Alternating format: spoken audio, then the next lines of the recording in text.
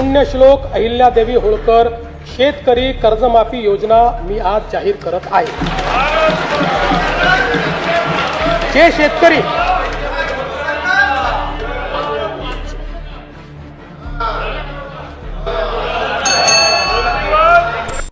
महत्वाचा विषय पाणी पिऊन घेतो।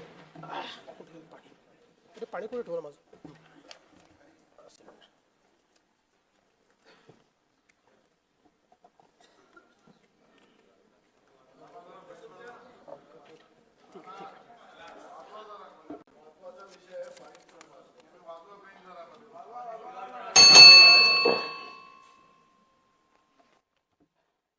आम्ही राज्यातील शेतकऱ्यांसाठी कर्जमाफी योजना राबविण्याचे आश्वासन दिले होते।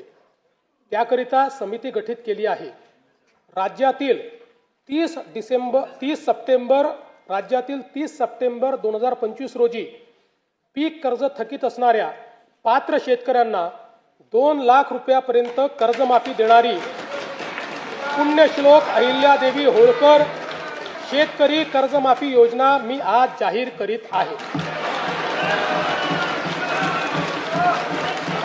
नानाभाऊ, राज्यातील नानाभाऊंना ऐकायचं एक मिनिट। राज्यातील 30 सप्टेंबर 2025 रोजी पीक कर्ज थकीत असणाऱ्या पात्र शेतकऱ्यांना 2 लाख रुपयापर्यंत कर्जमाफी देणारी पुण्यश्लोक अहिल्यादेवी होळकर शेतकरी कर्जमाफी योजना मी आज जाहीर करत आहे। जे शेतकरी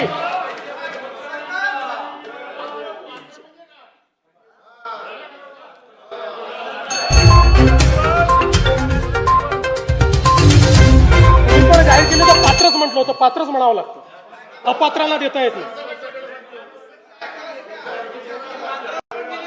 ऐका पुढे, अजून संपलं नाहीये। अरे अजून संपलं नाही, थांबा रे बाबा, शांत बसा, शांत बसा। जे शेतकरी कर्ज घेऊन नियमित परतफेड करतात अशा शेतकऱ्यांना प्रोत्साहन देण्याच्या हेतूने नियमित कर्ज परतफेड केलेली असल्यास अशा पात्र शेतकऱ्यांना 50,000 रुपयापर्यंत प्रोत्साहनपर लाभ देण्यात येईल। कर्जमाफी तसेच प्रोत्साहनपर लाभ देण्याबरोबर कोकणाला हे जास्त महत्त्वाचं आहे, कारण कोकणातले लोक सगळे कर्ज परत करतात।